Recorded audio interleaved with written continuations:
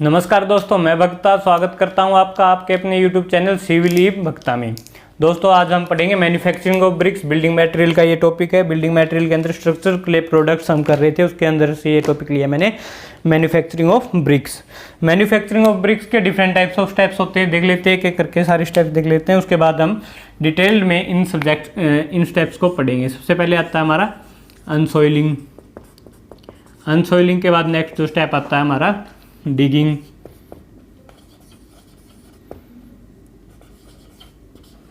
Digging के बाद जो हमारा नेक्स्ट स्टेप आता है ब्लेंडिंग। ब्लेंडिंग के बाद जो हमारा नेक्स्ट आता है टेम्परिंग। टेम्परिंग के बाद जो नेक्स्ट हमारा आता है मोल्डिंग। मोल्डिंग के बाद जो नेक्स्ट हमारा आता है ड्राइंग।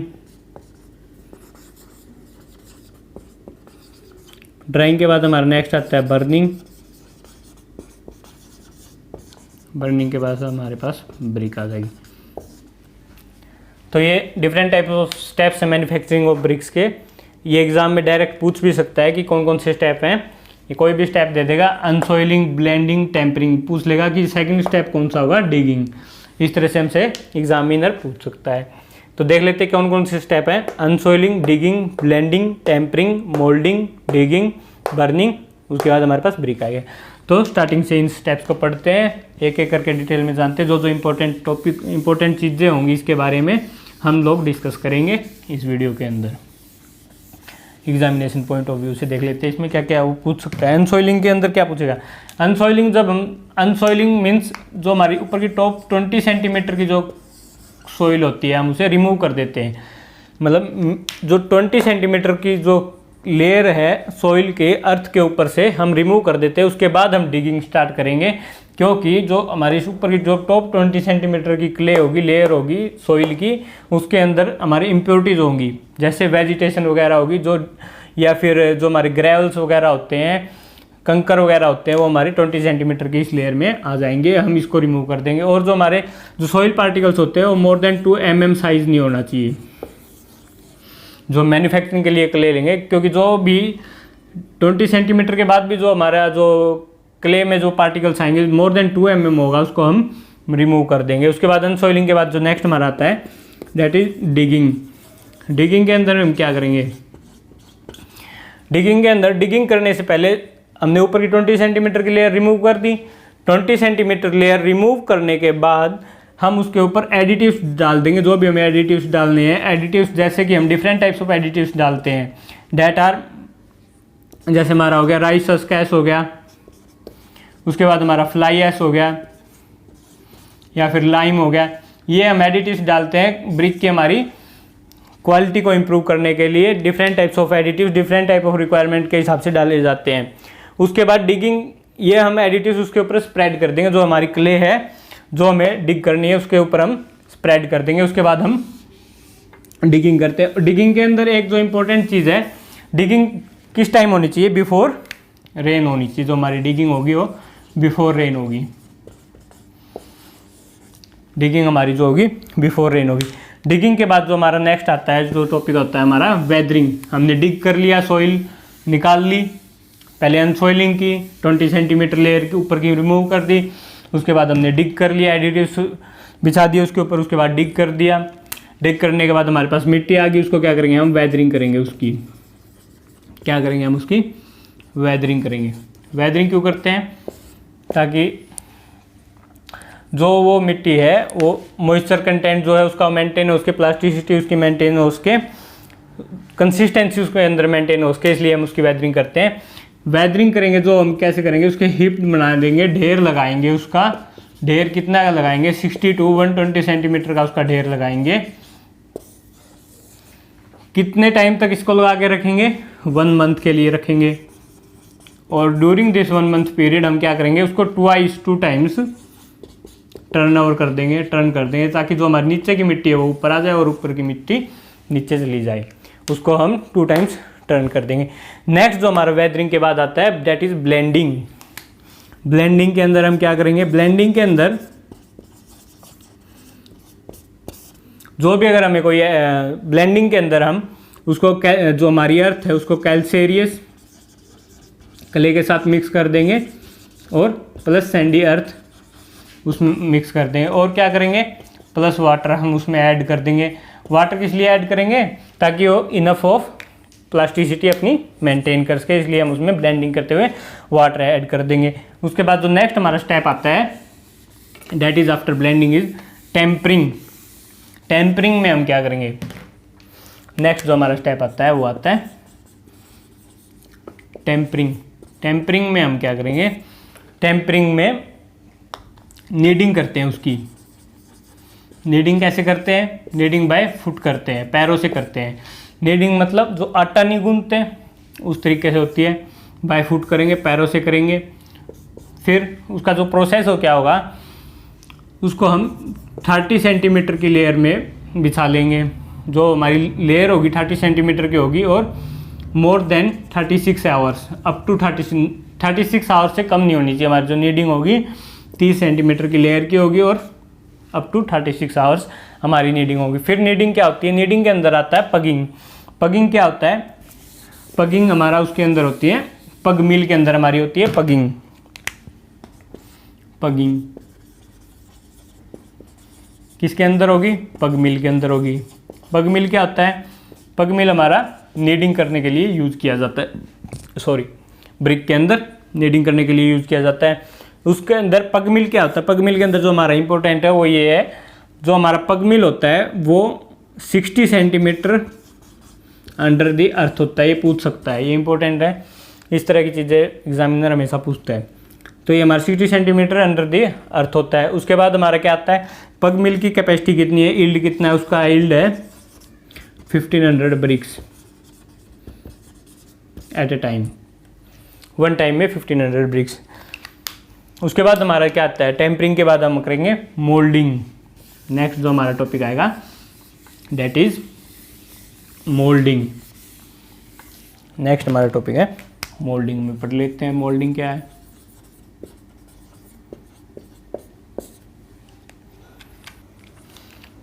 तो नेक्स्ट जो अपना आता है मोल्डिंग। मोल्डिंग में क्या आता है अपना, मोल्डिंग कैसे करते हैं, मोल्डिंग में क्या आता है, रिक्वायर्ड शेप हम प्रोवाइड करते हैं ब्रिक की, रिक्वायर्ड शेप हम ब्रिक को प्रोवाइड करते हैं मोल्डिंग के अंदर। मोल्डिंग में क्या होता है, हैंड मोल्डिंग होती है, मशीन मोल्डिंग होती है। दो प्रकार की मोल्डिंग होती है, कौन कौन सी होती है देख लेते हैं। हैंड मोल्डिंग हो गया और एक हो गया आपका मशीन मोल्डिंग। मशीन मोल्डिंग हो गया, दूसरा आपका हो गया मशीन मोल्डिंग। हैंड मोल्डिंग के अंदर क्या करेंगे, हैंड मोल्डिंग के अंदर जो हमारी क्ले होगी वो होगी stiff clay, soft clay. Hand moulding के अंदर हमारी जो क्ले होगी वो सॉफ्ट क्ले होगी, और जो मशीन मोल्डिंग के अंदर हमारी जो क्ले होगी वो होगी स्टिफ क्ले। मशीन मोल्डिंग के अंदर जो हमारी क्ले होगी वो होगी स्टिफ क्ले, हमारी मशीन मोल्डिंग के अंदर रहेगी। मशीन मोल्डिंग को हम ड्राई प्रेस मेथड भी बोल सकते हैं, dry press method. Machine moulding को हम क्या बोल सकते हैं, ड्राई प्रेस मेथड भी बोल सकते हैं। हायर प्रेशर पर हम ब्रिक्स बनाते हैं इसमें मशीन मोल्डिंग में, और जो हमारा वाटर कंटेंट रहेगा मैक्सिमम 10% रहेगा, 10% से ज़्यादा नहीं रहेगा, मैक्सिमम 10% रहेगा। हमारा जो वाटर कंटेंट होगा वो मैक्सिमम 10% होगा मशीन मोल्डिंग में। उसके बाद अपना क्या आता है, जो हैंड मोल्डिंग होती है हमारी, उसकी आगे फिर दो टाइप आ जाते हैं। एक आती है अपनी ग्राउंड मोल्डिंग, ग्राउंड मोल्डिंग आ जाती है। नेक्स्ट आती है अपनी टेबल मोल्डिंग। ये हमारी हैंड मोल्डिंग के आगे आके जाके दो टाइप हो जाते हैं, हैंड मोल्डिंग और मशीन मोल्डिंग। जो भी हमारी ब्रिक्स होती हैं फ्लोरिंग के लिए, टाइल्स के लिए, या फिर जो स्पेशल टाइप्स ऑफ ब्रिक्स होती है, जैसे कि हम बोल सकते हैं फ्लोरिंग की होगी, वॉल टाइल्स होगी, हमारी फ्लोरिंग होगी, और डिफरेंट टाइप्स ऑफ जो भी स्ट्रक्चरल क्ले प्रोडक्ट्स होते हैं हमारे मशीन मोल्डिंग से बनते हैं, स्टिफ क्ले प्रोडक्ट से, ड्राई प्रोसेस मेथड से हमारे बनते हैं। उसके बाद जो हमारा नेक्स्ट जो टॉपिक आता है मोल्डिंग के बाद आता है हमारा ड्राइंग। मोल्डिंग के बाद हमारा करेंगे हम ड्राइंग करेंगे। ड्राइंग, तो ड्राइंग में हम क्या करेंगे, ड्राइंग में हम ब्रिक्स को सुखाते हैं। मोल्डिंग करने के बाद हम ड्राइंग करते हैं ब्रिक्स में। तो ड्राइंग में जो मॉइस्चर कंटेंट जो अचीव करते हैं वो होता है that is up to up to 3% moisture content हम ड्राइंग करके अचीव कर लेते हैं। उसके बाद अपना आता है ड्राइंग के बाद, ड्राइंग के अंदर ही जो हमारी ग्रीन ब्रिक्स होती हैं, ग्रीन ब्रिक्स मतलब ग्रीन ब्रिक्स मीन्स मोल्डिंग के बाद जो हमें ब्रिक्स मिलती है उसको हम ग्रीन ब्रिक्स बोलते हैं। उसके अंदर हमारा मॉइस्चर कंटेंट कितना होता है, that is up to 7 to 30% होता है। तो इसको हम रिड्यूस करके कितना ले आते हैं, अप टू 3% हम इसको लेके आते हैं विद इन। जो इसका प्रोसीजर होता है that is up to 3 to 4 days होती है ड्राइंग। कैसे होती है देख लेते हैं। इसके दो प्रोसेस हैं, कौन कौन से हैं, एक तो ओपन एयर ड्राई है,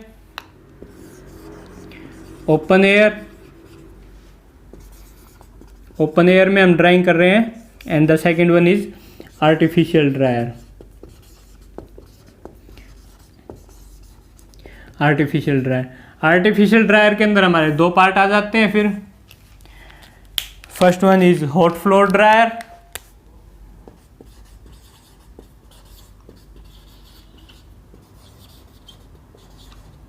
and the second one is tunnel dryer.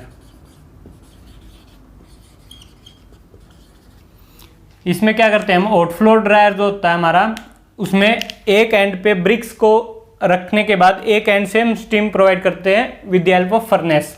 जो इसमें हमें ब्रिक्स मिलती हैं हॉट फ्लोर से, वो होती है हमारी फायर क्ले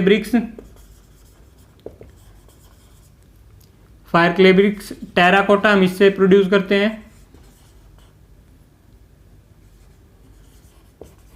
उसके बाद हमारा आता है टनल ड्रायर। टनल ड्रायर में हम क्या करते हैं, अंडरग्राउंड टनल के अंदर हम इसमें फ्यूल प्रोवाइड करते हैं टनल के अंदर, उससे फिर उसमें हम स्टीम पाइप लगा के उसको ब्रिक्स तक प्रोवाइड करते हैं, उससे हम ब्रिक्स को ड्राइंग करते हैं। जो हमारा टनल ड्रायर होता है वो ज़्यादा इकोनॉमिकल होता है इससे rather than this hot floor dryer से। उसके बाद जो हमारा आता है, इसके अंदर जो टेम्परेचर होता है हमारा आर्टिफिशियल ड्राइंग के अंदर, टेम्परेचर होता है हमारा that is up to 120 degree Celsius हम टेम्परेचर इसमें रखते हैं। उसके बाद जो जैसे कि हमारी डेवलपिंग कंट्रीज जैसे अपना इंडिया हो गया, इसके अंदर हम कौन सा प्रोसेस यूज़ करते हैं, इसके अंदर हम यूज़ करते हैं open air process, that is natural process. हम इसके अंदर इंडिया के अंदर जो डेवलपिंग कंट्रीज के अंदर है वो यूज़ करते हैं। ओपन एयर प्रोसेस में क्या करते हैं, स्टैक्स बना देते हैं, अलग अलग स्टैक बना देंगे ब्रिक्स के। उसको उसमें जो हमें प्रिकॉशंस रखनी है वो क्या रखनी है, वो ये रखनी है, एक तो डायरेक्ट सनलाइट से बचाना है ब्रिक को, और जो एक स्टैक से दूसरे स्टैक के बीच में जो डिस्टेंस होगा वो डेट इज होगा 1 मीटर, वन स्टैक से दूसरे स्टैक के बीच में। उसके बाद ड्राइंग के अंदर हम सैंड भी ऐड करते हैं, सैंड किस लिए ऐड करते हैं, ताकि श्रिंकेज को वो अवॉइड कर सके और बर्निंग में हेल्प कर सके। ड्राइंग के बाद नेक्स्ट देख लेते हैं। नेक्स्ट अपना जो आता है, ड्राइंग के बाद नेक्स्ट आता है अपना बर्निंग में देख लेते हैं।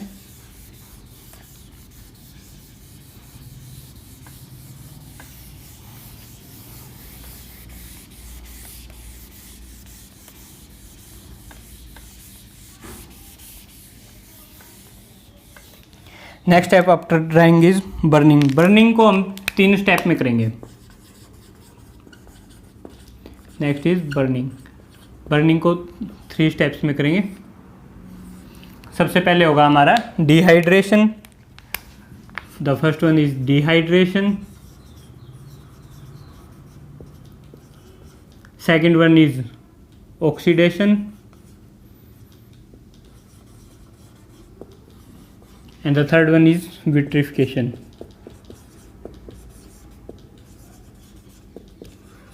जो हमारा टेम्परेचर रेंज रहेगी डिहाइड्रेशन के अंदर, जो हमारी टेम्परेचर रहेगी that will B 400 to 650।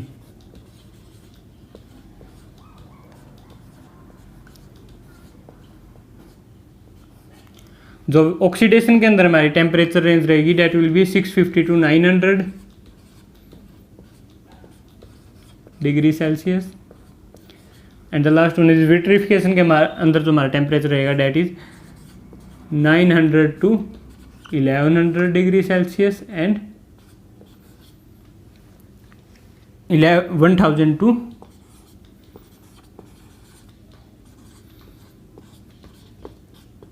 1250 degree Celsius. तो देख लेते हैं इसको। डिहाइड्रेशन, बर्निंग के अंदर जो फर्स्ट है डिहाइड्रेशन। डिहाइड्रेशन के अंदर हम क्या करेंगे, डिहाइड्रेशन के अंदर जो भी हमारा वाटर कंटेंट होगा, मॉइस्चर होगा, उसके अंदर पोर्स के अंदर जो भी मॉइस्चर होगा वो हमारा रिमूव हो जाएगा डिहाइड्रेशन के अंदर। इसकी टेम्परेचर रेंज रहेगी that is 400 to 650 degree Celsius. उसके बाद आता है ऑक्सीडेशन। ऑक्सीडेशन के अंदर क्या होगा, जो हमारा आयरन है, जैसे आयरन है, आयरन ऑक्साइड में कन्वर्ट हो जाएगा। उसके अंदर जो हमारी टेम्परेचर रेंज रहेगी 650 to 900 degree Celsius. The first one is vitrification. Vitrification के अंदर हमारा जो टेम्परेचर रेंज रहेगी 900 to 1100 डिग्री सेल्सियस रहेगी लो मेल्टिंग क्ले के लिए, और जो हाई मेल्टिंग क्ले होगी उसके लिए हमारी जो टेम्परेचर रेंज रहेगी वो होगी 1000 to 1250 डिग्री सेल्सियस। बर्निंग, फिर बर्निंग के अंदर नेक्स्ट जो हमारा आता है टॉपिक आगे वो आता है डेट इज बर्निंग किस चीज़ में करेंगे। जैसे कि हमारा दो चीज़ें आती है इसके अंदर, एक तो किलन और नेक्स्ट इज क्लैम्प। जो हमारा किलन होगा वो हमारा होगा permanent structure. Kiln is permanent structure होगा हमारा। किलन कैसा स्ट्रक्चर होगा, परमानेंट। और जो क्लैंप होगा हमारा टेम्परेरी स्ट्रक्चर होगा। उसके बाद हम पहले क्लैंप को कर लेते हैं। क्लैंप के अंदर हम क्या करेंगे, जो हमारा फ्यूल और ब्रिक्स को हम प्रोवाइड करते हैं वो हम अल्टरनेट लेयर्स में प्रोवाइड करेंगे। देख लेते हैं कैसे करेंगे। जैसे यहाँ पे हमारा फ्यूल आ गया नीचे, उसके बाद एक लेयर आ जाएगी, ये लेयर ब्रिक की होगी। उसके बाद फिर नेक्स्ट जो लेयर आएगी वो फ्यूल की होगी। उसके बाद जो नेक्स्ट लेयर आएगी वो फिर ब्रिक की होगी। इस तरीके से हम क्लैंप के अंदर बर्निंग करते हैं। क्लैंप के अंदर फिर कैसे करेंगे, जो ब्रिक होगी हमारी, जो ब्रिक की लेयर है, अल्टरनेट लेयर्स में ब्रिक और फ्यूल को प्रोवाइड करने के बाद जो हमारी ब्रिक की लेयर होगी इसमें 4 to 5 लेयर्स होंगी ब्रिक की। एक स्टेप के अंदर जो ब्रिक का एक स्टेक आएगा इसके अंदर 4 to 5 लेयर्स होंगी इस तरह से करके। फिर उसके बाद जो नेक्स्ट हमारा आता है इसके अंदर इसको चारों तरफ से और टॉप से मड से हम इसको कवर कर देते हैं।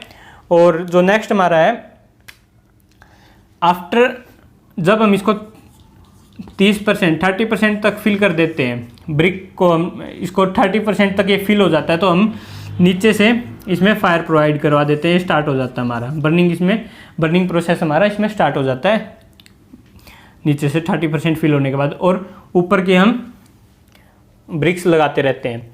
उसके बाद जो नेक्स्ट हमारा आता है, इसमें नेक्स्ट जो स्टेप होता है वो ये होता है, जो इसका यील्ड होता है, प्रोडक्शन होता है हमारा। फर्स्ट क्लास ब्रिक्स जो होंगी इसमें that will be up to 60% ये हमें फर्स्ट क्लास ब्रिक देगा। और एट ए टाइम बर्निंग कितनी होती है इसमें ब्रिक्स की, 2 to 3 lakhs ब्रिक हम इसमें बर्न कर सकते हैं। जो टाइम रहता है इसके अंदर बर्निंग का टाइम रहता है वो हमारा रहता है 6 months का। 6 months का इसके अंदर टाइम हमें लगता है। फिर उसके बाद क्लैंप के बाद अपना आता है किलन। किलन के अंदर हमारे जो दो आते हैं, क्लैंप के बाद अपना आता है नेक्स्ट किलन। किलन में दो आ जाती हैं अपनी, एक तो होगी ओवरग्राउंड और एक होगी अपनी अंडरग्राउंड। जो ओवरग्राउंड होती है वो कौन सी होती है, ओवरग्राउंड इज होपमैन्स किलन। जो होपमैन किलन होगी वो हमारी ओवरग्राउंड होगी।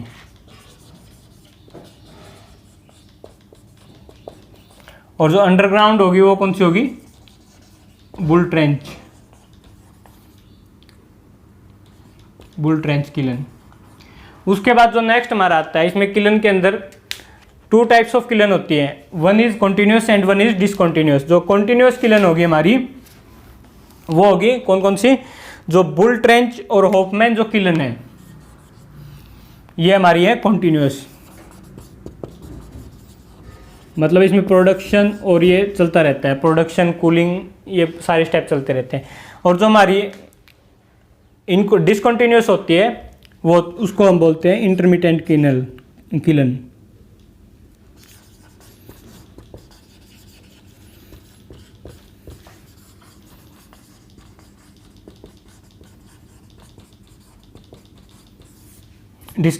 डिसकंटिन्यूस जो किलन होती है हमारी इंटरमिटेंट किलन। इंटरमिटेंट किलन के अंदर क्या होता है, हमारा लोडिंग के बाद फायरिंग होती है और फायरिंग के बाद फिर अनलोडिंग, कूलिंग होती है और कूलिंग के बाद फिर अनलोडिंग होती है और फिर अगेन फिर लोडिंग होती है, फिर फायरिंग होती है। जो डिहाइड्रेशन प्रोसेस हमारा जो होता है उसको हम वाटर स्मोकिंग स्टेज भी बोलते हैं,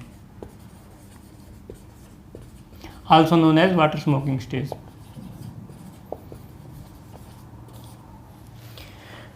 तो दोस्तों आज का वीडियो आपको कैसा लगा कमेंट करके ज़रूर बताइएगा। नेक्स्ट जो हमारा वीडियो होगा, नेक्स्ट जो इसका स्ट्रक्चर क्ले प्रोडक्ट्स का हम पार्ट 4 करेंगे, उसमें कैरेक्टरिस्टिक्स और क्लासिफिकेशन ऑफ ब्रिक्स करेंगे। तो मिलते हैं नेक्स्ट वीडियो में, तब तक के लिए धन्यवाद।